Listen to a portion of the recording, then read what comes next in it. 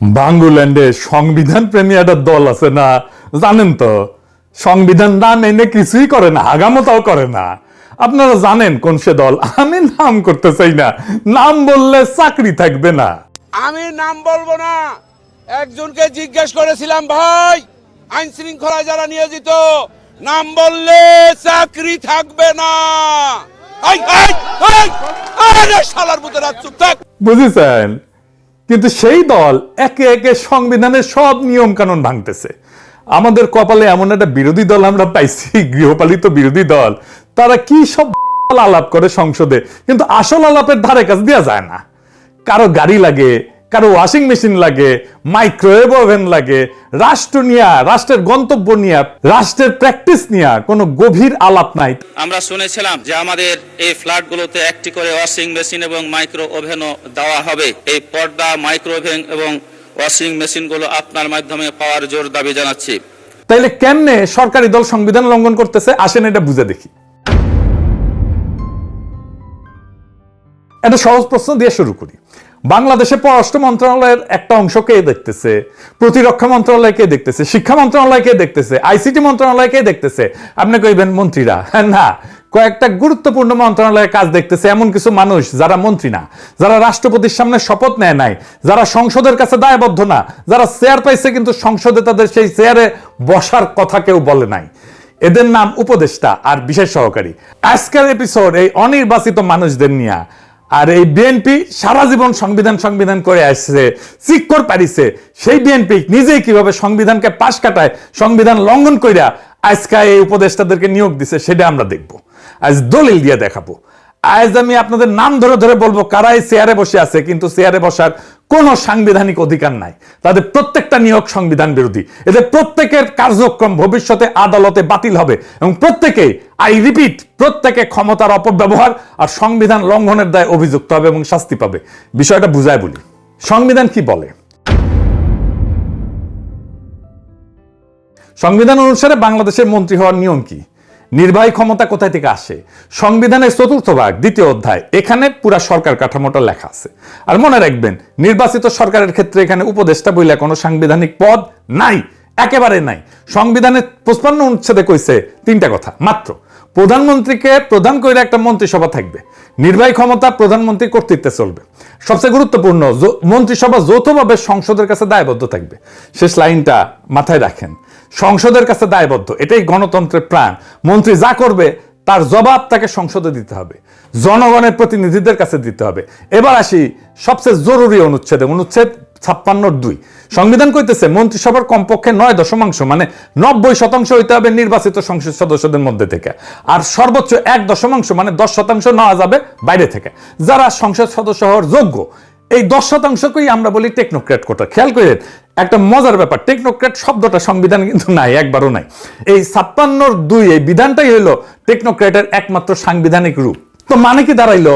সংবিধান নির্বাচিত না এমন কাউকে মন্ত্রিসভায় বসানোর একটাই রাস্তা রাখছে, মাত্র একটা। তাকে 10% কোটার মন্ত্রী বা প্রতিমন্ত্রী বানাইতে হবে, তাকে রাষ্ট্রপতির সামনে শপথ নিতে হবে, আর তাকে সংসদের কাছে দায়বদ্ধ থাকতে হবে। এর বাইরে কোনো পথ নাই। বাংলার লুথার কিং এই সব কিছুকে অস্বীকার কইরা, লঙ্ঘন কইরা, অসাংবিধানিক ভাবে 4 ধরনের মানুষরে সে মন্ত্রী মর্যাদা দিছে। আসেন সেটা বুঝে দেখি। বাংলার লুথার কিং এর সরকারের মন্ত্রী আর প্রতিমন্ত্রী মর্যাদায় বসে থাকা অনির্বাচিত মানুষগুলা কারা? 4 রকম। এই 4টা শ্রেণী আলাদা করে বোঝা জরুরি, কারণ সব এক না। প্রথম শ্রেণী হইতেছে টেকনোক্র্যাট। এরা শপথ নিছে, সংবিধানের 10% কোটার মধ্যে আছে, এরা বৈধ, এদের নিয়ে আমার কোনো অভিযোগ নাই। এর মধ্যে আমার প্রিয় রজার খলিলও আছে। 2য় শ্রেণী, এরা মন্ত্রী আর প্রতিমন্ত্রী মর্যাদা পাইছে, মন্ত্রণালয় পাইছে, কিন্তু শপথ নেয়নি। 3য় শ্রেণী বিশেষ সহকারী, এরাও প্রতিমন্ত্রী মর্যাদা পাইছে কিন্তু শপথ নেয়নি। 4 নম্বর শ্রেণী, প্রফেসর ইউনূস তার অন্তর্বর্তীকালীন সরকারের সময় প্রতিমন্ত্রী মর্যাদা দিয়ে গেছিলেন, সেটারে তারেক রহমান নির্বাচিত সরকারের সময় চালু রাখছে, যেমন বিডার আশিক চৌধুরী। এই 4টা শ্রেণী মাথায় রাখেন। আমি এবার একটা একটা করে নাম ধরে যাব। টেকনোক্র্যাট করে 3 জন আছে, 2 জন পূর্ণমন্ত্রী, 1 জন প্রতিমন্ত্রী। একজন হচ্ছে রজার খলিল, পররাষ্ট্রমন্ত্রী, ইনি আগে উনি সরকারের জাতীয় নিরাপত্তা উপদেষ্টা ছিলেন, আপনারা জানেন। 2 নম্বর মোহাম্মদ আমিনুর রশিদ, পূর্ণমন্ত্রী। 3 নম্বর আমিনুল হক, প্রতিমন্ত্রী, সাবেক ফুটবলার।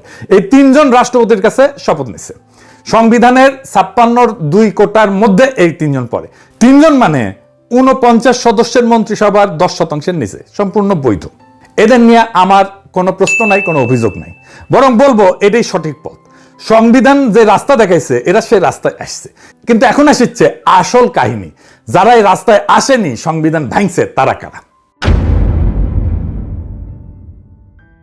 যারা শপথ নেয়নি অথচ মন্ত্রণালয় পাইছে, পুরা 10 জন উপদেষ্টা, মন্ত্রী আর প্রতিমন্ত্রী মর্যাদা, আসেন নাম ধরে শুনি। 5 জন পাইছে পূর্ণমন্ত্রী মর্যাদা, চাঁদ আব্বাস রাজনৈতিক উপদেষ্টা, নজরুল ইসলাম খান রাজনৈতিক উপদেষ্টা, রুহুল কবির রিজভী রাজনৈতিক উপদেষ্টা, ইসমাইল জাবিউল্লাহ জনপ্রশাসন, রাশেদ আল মাহমুদ তিতুমির অর্থ পরিকল্পনা, আর 5 জন পাইছে প্রতিমন্ত্রী মর্যাদা। এইগুলো পূর্ণমন্ত্রী মর্যাদা। হুমায়ুন কবির পররাষ্ট্র মন্ত্রণালয়, দুর্যোগ ব্যবস্থাপনা, ত্রাণ আর বেসামরিক বিমান পরিবহন, ব্রিগেডিয়ার জেনারেল অবসরপ্রাপ্ত শামসুল ইসলাম প্রতিরক্ষা মন্ত্রণালয়, কশা Zahed policy and strategy, Mahdi Amin শিক্ষা এবং প্রবাসী কল্যাণ, শ্রম এবং কর্মসংস্থান, রিয়ান আসিফ আসাদ ডাক টেলিযোগাযোগ আইসিটি বিজ্ঞান এবং প্রযুক্তি, পররাষ্ট্র, প্রতিরক্ষা, শিক্ষা, আইসিটি, অর্থ পরিকল্পনা। এগুলো কি পরামর্শ দেওয়ার মন্ত্রণালয়? এগুলো রাষ্ট্র মেরুদণ্ড, মূল নির্বাহী মন্ত্রণালয়। আর এই মন্ত্রণালয়ের কাজ দেখতেছে এমন মানুষ যারা মন্ত্রী না, যারা শপথ নেয়নি। এবার 3য় শ্রেণী, এর সঙ্গে যোগ হয়েছে প্রতিমন্ত্রী মর্যাদার সহকারী বিজন কান্তি সরকার, প্রতিমন্ত্রী মর্যাদা, হিন্দু বৌদ্ধ খ্রিস্টান সংখ্যালঘু বিষয়ক বিশেষ সহকারী, আবার সেই বিএনপি চেয়ারম্যান উপদেষ্টা। 2 নাম্বার তানভীর গনি, প্রতিমন্ত্রী মর্যাদা, বিনিয়োগ এবং পুঁজিবাজার বিষয়ক। ওসিরিজ গ্রুপ নামে একটা এশিয়ান বিনিয়োগ কোম্পানির চেয়ারম্যান সে। আশিক চৌধুরী প্রতিমন্ত্রী মর্যাদা, বিডার বেজার নির্বাহী চেয়ারম্যান। এই আশিক চৌধুরী প্রতিমন্ত্রী মর্যাদা প্রথম দিছিল প্রফেসর ইউনূসের অন্তর্বর্তী সরকার 2025 সালের এপ্রিলে। বর্তমান সরকার তাকে ওই পদে বহাল রাখছে। সে একজন ব্যাংকার, আপনারা জানেন, একসময় সিঙ্গাপুরে HSBC-তে কাজ করতো। মিলায় দেখেন, প্রতিমন্ত্রী মর্যাদার 3 জন বিশেষ সহকারী শপথহীন, আরো 2 জন বিশেষ সহকারী আছে যারা সচিব আর গ্রেড 2 মর্যাদা, মন্ত্রী মর্যাদায় নেয়, তাই আমি হিসাবে ধরলাম না। এখন আসেন যোগ করি, ক্যালকুলেটর হাতে নেন। শপথ নেওয়া মন্ত্রিসভা 25 জন মন্ত্রী, 24 জন প্রতিমন্ত্রী, মোট 49 জন, তাই তো? এর সঙ্গে যোগ করেন 10 জন উপদেষ্টা, মন্ত্রী আর প্রতিমন্ত্রী মর্যাদা, 3 জন প্রতিমন্ত্রী মর্যাদার বিশেষ সহকারী। তাহলে মন্ত্রী প্রতিমন্ত্রী মর্যাদায় বসে থাকা মোট মানুষ 49 যোগ 10 যোগ 3 দাঁড়াইলো 62 জন। অনির্বাচিত কতজন? 3 জন টেকনোক্র্যাট, 10 জন উপদেষ্টা, 3 জন বিশেষ সহকারী, মোট 16 জন। 16 ভাগ 16 জন 62 জনের কত পার্সেন্ট? 26%। তারেক রহমানের সরকারের মন্ত্রী আর প্রতিমন্ত্রীর চেয়ারে বসে থাকা প্রত্যেক 4 জনের 1 জন অনির্বাচিত সংসদ সদস্য না। আর সংবিধান কি বলছিল? সর্বোচ্চ 10%। 10%-এর জায়গায় 26%। এর মধ্যে 3 জন অন্তত শপথ নিছে, বাকি 13 জন, 10 উপদেষ্টা আর 3 বিশেষ সহকারী শপথই নেয়নি। অথচ মন্ত্রণালয় চালাইতেছে, রাষ্ট্রীয় সিদ্ধান্ত বসতেছে। এই নিয়ম ভাঙা নিয়ে সরকার ছাপাই দিতে পারে, সেটা কয়ে রাখি। আগেই সে রাস্তাটা মাইরে রাখতে হবে। সেটা কি? রুলস অফ বিজনেসের ভেলকি দিতে পারে। আপনাকে সরকার বলবে এরা তো মন্ত্রী না, এরা উপদেষ্টা, তাই 10% কোটা এদের গোনা যাবে না। এই যুক্তিটা, এটা ভেলকি, এই যুক্তিটাই ফালতু। কেন? কারণ এই উপদেষ্টা নিয়োগের ভিত্তিটা কি? রুলস অফ বিজনেসের 1996 rule 3-B। Rules of business জিনিসটা কি মনে আছে? অনুচ্ছেদ 55(6) যেখানে বলা আছে রাষ্ট্রপতি সরকারি কার্যক্রম বন্টনের জন্য বিধি প্রণয়ন করবে। সেই বিধির নামই রুলস অফ বিজনেস। মানে এই রুল অফ বিজনেস জন্ম নিছে সংবিধানের একটা অনুচ্ছেদ থেকে। এই রুল অফ বিজনেস সংবিধানের সন্তান, সংবিধানের অধীন, আইনের ভাষায় সাবঅর্ডিনেট ল বা অধস্থ নাই। আর এই একটা সহজ নিয়ম আছে, সন্তান কখনো বাবার চেয়ে বড় হইতে পারে না। অধস্থ আইন কখনো মূল সংবিধানের সীমা ভাঙতে পারে না। সংবিধান বলছে অনির্বাচিত লোককে মন্ত্রিসভায় বসাইতে হলে 10% কোটায় শপথ নিয়ে বসাইতে হবে। এখন আপনি রুলস অফ বিজনেস দিয়ে সেই সীমা পাশ কাটাইতেছেন, বলতেছেন এরা মন্ত্রী না উপদেষ্টা, অথচ এদের মন্ত্রী মর্যাদা দিতেছেন, মন্ত্রণালয় দিতেছেন। এটা আইনে একটা নাম আছে, বলে কালারেবল লেজিসলেশন। বাংলা হয়েছে রং মাখানো আইন। যেটা সরাসরি করা নিষেধ, সেটা ঘুরায় ফিরায় করা। তো রুল 3-এর কি বলছে? নিজে বলছে প্রধানমন্ত্রী উপদেষ্টাকে বিষয় বরাদ্দ করতে পারবেন তার পরামর্শ এবং সহায়তা নেওয়ার জন্য। খেয়াল রাখেন, পরামর্শ এবং সহায়তা। পরামর্শ রুলের নিজের ভাষা। তাহলে পররাষ্ট্র মন্ত্রণালয় চালানো কি? পররাষ্ট্র মন্ত্রণালয় চালানো কি পরামর্শ? প্রতিরক্ষা মন্ত্রণালয় চালানো কি সহায়তা? এরপরেও আছে শপথের প্রশ্ন, কি সেটা? সংবিধানের অনুচ্ছেদের 148 বলছে তৃতীয় তফসিলে যাদের কথা আছে তাদের পদে বসার আগে শপথ নেবেন। তৃতীয় তফসিলে স্পষ্ট লেখা আছে মন্ত্রী, প্রতিমন্ত্রী, উপমন্ত্রীকে শপথ নিতে হবে। মন্ত্রীর শপথে কি বলতে হয়? রাষ্ট্রপতির সামনে দাঁড়ায় বলতে হয় আমি সংবিধানের রক্ষণ, সমর্থন এবং নিরাপত্তা বিধান করব। মানে আমি সংবিধান রক্ষা করব, এই অঙ্গীকার করে কেবল রাষ্ট্রের চেয়ারে বসা যায়, তার বাইরে যায় না। এখন প্রশ্ন, এই 13 জনকে শপথ নিছে। 17 ফেব্রুয়ারি সুপ্পু শপথ পড়াইছে প্রধানমন্ত্রীকে, 25 জন মন্ত্রীকে, 24 জন প্রতিমন্ত্রীকে, ব্যাস। এই উপদেষ্টা আর বিশেষ সহকারীরা সেই তালিকায় ছিল না। এদের কেউ রাষ্ট্রপতির সামনে দাঁড়ায় সংবিধান রক্ষার শপথ নেয়নি। তাহলে কি দাঁড়াইলো? যিনি সংবিধান রক্ষার শপথ নেয়নি তিনি সংবিধানের নামে রাষ্ট্রের মন্ত্রণালয় চালাইতেছেন। যিনি শপথ নেননি তিনি রাষ্ট্রের গোপন তথ্য, নিরাপত্তা সংক্রান্ত দলিল, কূটনৈতিক গোপনীয়তা সবকিছু নাগাল পাইতেছে। কোন অধিকারে? মিলিটারি অফিসার শপথ নেন, মন্ত্রী শপথ নেন, কারণ শপথটাই বিশ্বাসের বন্ধন। শপথহীন একজন মানুষের হাতে রাষ্ট্রের গোপন তথ্য, এটা শুধু আইন ভাঙা না, এটা নিরাপত্তায় ফাটল, এটা সংবিধান বিরোধী কাজ, এটা রাষ্ট্র বিরোধী কাজ। আরো একটা গুরুতর সমস্যা আছে, কি সেটা?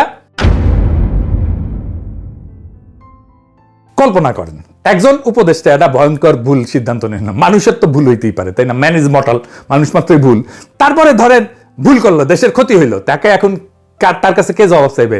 মন্ত্রী হলে সংসদের দ্বারা জবাব দিতে হইতো, বিরোধী দল প্রশ্ন তুলতো। এটাই অনুচ্ছেদের 55(3) সংসদের কাছে দায়বদ্ধতা। কিন্তু উপদেষ্টা তো মন্ত্রিসভার সদস্যই না, শপথও নেয়নি। তাহলে সংসদ থেকে কিসের ভিত্তিতে দেখবে, কিসের ভিত্তিতে জবাবদিহি করাবে? রাষ্ট্রের প্রশাসনের শৃঙ্খলটা কি? সচিব দায়বদ্ধ মন্ত্রীর কাছে, মন্ত্রী দায়বদ্ধ সংসদের কাছে, সংসদ দায়বদ্ধ জনগণের কাছে। উপদেষ্টা এই পুরা শৃঙ্খলের বাইরে, ক্ষমতা ভোগ করতেছে মন্ত্রীর, দায় নিতেছেন না, কিচ্ছু না। কি মজা, মজাই মজা। বাচ্চা পয়দা করবা, বাপ মায়ের দায়িত্ব নিবা না, ক্ষমতা আছে, জবাবদিহিতা নাই। সরকারকে একটা ফাইনাল প্রশ্ন করা উচিত ছিল সংসদে, এই উপদেষ্টার আসলে কি? দুইটার একটা উত্তর দিবেন। যদি বলেন এরা নিছক পরামর্শ দেয়, তাইলে পররাষ্ট্র, প্রতিরক্ষা, শিক্ষা মন্ত্রণালয় পূর্ণ দপ্তর এদের হাতে কেন? পরামর্শদাতাকে তো মন্ত্রণালয় বন্টন করা যায় না। পরামর্শদাতাকে কেন মন্ত্রণালয় বন্টন করে গেজেট করতে হইলো? আর যদি বলেন এটা কার্যত মন্ত্রী, তাইলে 56(2) 10% কোটা কোথায়? শপথটা কোথায়? দেখেন, দুইটা উত্তরে কোনোটাই সরকার দিতে পারবে না। বেরোনোর কোনো দরজা নাই। কিন্তু নাসিরউদ্দিন হজ্জা 2 কেজি মাংস কিনে আনিছিল বাসাত। বউরে বলছে পাকাও মাংস, পাকাও ভালো করিয়া, মজা করিয়া যেন খাইতে পারে। বউ পাকায় চেকতে গেছে, একটু এতই ভালো হয়েছে রান্না যে চেকতে চেকতে পুরাটাই খায় ফেলিছে। এখন হজ্জা খাইতে এসছে, বউ মাংস দেয় না। তো হজ্জা জিগায় 2 কেজি মাংস কিনেছিলাম, ওইটা কই? বউ কয় বিড়ালে খাইছে। তো হজ্জা বিড়াল ধরে এনে পাল্লাই তুলিছে, জামাতের পাল্লা আর কি, বুঝিছাও? এই যে এইটা দেখে বিড়ালের ওজন 2 কেজি। হজ্জা কইতেছে এইটা যদি বিড়াল হয় তাহলে মাংসটা কই? আর এটা যদি মাংস হয় তাহলে বিড়ালটা কই? এইটা যদি টেকনোক্র্যাট কোথায় হয় তাহলে 10%-এর বেশি কেন? আর যদি নিছক উপদেষ্টা হয় যে পরামর্শ দিবে, তাহলে মন্ত্রণালয়ের দায়িত্ব কেন তাদের উপরে? এবার আসল মজা, বিএনপির ভণ্ডামিটা ধরাই দিই। এই দলটা বিএনপি সারা জীবন কি করে আসছে, সংসদে কি করে চিল্লায় সংবিধান সর্বোচ্চ আইন, সংবিধানের বাইরে যাওয়া যাবে না, গণভোট মানে না, সংবিধানের দোহাই দিয়া। হাসিনা সেই 72 সংবিধানের উপরে কেমন প্রেম দেখেন, মুখে এই কথা, আর কামে কি করে? কামে 10 জন উপদেষ্টা মন্ত্রী মর্যাদায়, মন্ত্রণালয় সহ, তার সঙ্গে 3 জন প্রতিমন্ত্রী মর্যাদায় বিশেষ সহকারী, সবাই শপথহীন, সবাই দায়বদ্ধতার বাইরে, সবাই সংবিধানের বাইরে। তাহলে বিএনপির সংবিধান প্রেম কি আসলেই প্রেম? তা তো না। এমন কেউ কইবেন যে দাদা ইউনূস সরকারের তো পুরোটাই উপদেষ্টা ছিল, তখন এই কথা কননি কেন? ভালো প্রশ্ন, উত্তরটাও পরিষ্কার। ইউনূসের উপদেষ্টারা সংবিধানের পদে বসছিলেন, তত্ত্বাবধায়ক ব্যবস্থা সংবিধানে লেখা ছিল, তারা রাষ্ট্রপতির সামনে শপথ নিছিলেন, আর তখন তো সংসদই ছিল না। তাই 90 এবং 10% কোটার প্রশ্ন ছিল না, সেটা ছিল নির্বাচন করানোর জন্য একটা ব্যতিক্রমী সেতু সরকার। সেজন্য বলি আমরা অন্তর্বর্তীকালীন সরকার। কিন্তু তারেক রহমানের সরকার স্বাভাবিকভাবে নির্বাচিত সরকার, এনে পুরো সংসদ আছে, মন্ত্রিসভা আছে, আর তার পাশাপাশি রুলস অফ বিজনেস দিয়ে শপথহীন উপদেষ্টা বসানো হইতেছে মন্ত্রণালয় সহ। এরই পার্থক্য। নাম এক, উপদেষ্টা কিন্তু একটা সংবিধানের ভিতরের জিনিস, আর একটা সংবিধান পাশ কাটায় বাইরের জিনিস। তারেক রহমানেরটা সংবিধানের একটাই পথ রাখছিল, সর্বোচ্চ 10% অনির্বাচিত কোটায় শপথ সহ, দায়বদ্ধতা সহ। আর বাস্তবে কি হইল? মন্ত্রী প্রতিমন্ত্রীর চেয়ারে প্রায় 26% অনির্বাচিত, প্রত্যেক 4 জনে 1 জন, তাদের 13 জন শপথই নেয়নি। কিন্তু পররাষ্ট্র থেকে প্রতিরক্ষা, শিক্ষা থেকে আইসিটি, সব মন্ত্রণালয়ে কাজ দেখতেছে। রুলস অফ বিজনেস নামের একটা অধস্তন আইন দিয়া সংবিধানের সীমা লঙ্ঘন কইরা পাশ কাটায় উপদেষ্টা বসানো হয়েছে। উপদেষ্টা বানায় মন্ত্রীর মর্যাদা দিয়ে, মন্ত্রণালয় দিয়ে, কিন্তু শপথ ছাড়া, দায়বদ্ধতা ছাড়া। এটা ছোট কোনো ব্যাপার না, এটা গণতন্ত্রের ভিত্তিতে ফাটল ধরছে। আর যে দলে কাজ করছে সে উঠতে বসতে সংবিধানের নাম জপে, সংবিধানের দোহাই দেয়। যে মানুষটা সংবিধান রক্ষার শপথ নেয়নি, সে সংবিধানের নামে কেমনে রাষ্ট্র চালা হয়? তাহলে শপথের মানে কি থাকলো? আর সংবিধানটা তো কাগজের টুকরা হয়ে গেল, আর কিছু থাকলো? বিএনপি নিজেই সংবিধানকে কাগজের টুকরা বানায় ফেলছে। এটার বিচার আমি কার কাছে দিবেন? আমাকে বিচার দিতে হবে। আমাকে বিএনপি নেতা আগেই বিচার দিয়ে গেছে, আপনারা মোনাজাত ধরেন। সবাই হাত তোলেন। ওই শালার বুতারা মুনাজাত কর, মুনাজাত ধর। ওই পুরো শালার বুতারা মুনাজাত ধর। মাইক আনতে বলছেন। আল্লাহ তোমার কাছে বিচার দিলাম, আওয়ামী সন্ত্রাসীদের সাথে। ওই ওই এটা করে কোনদিন মনে মনে খুবই শালা কালেমা তাইয়্যিব লা ইলাহা ইল্লাল্লাহ মুহাম্মাদুর রাসূলুল্লাহ। আপনারা সবাই বাড়ি যান। শনিবার হরতাল, হরতাল, হরতাল।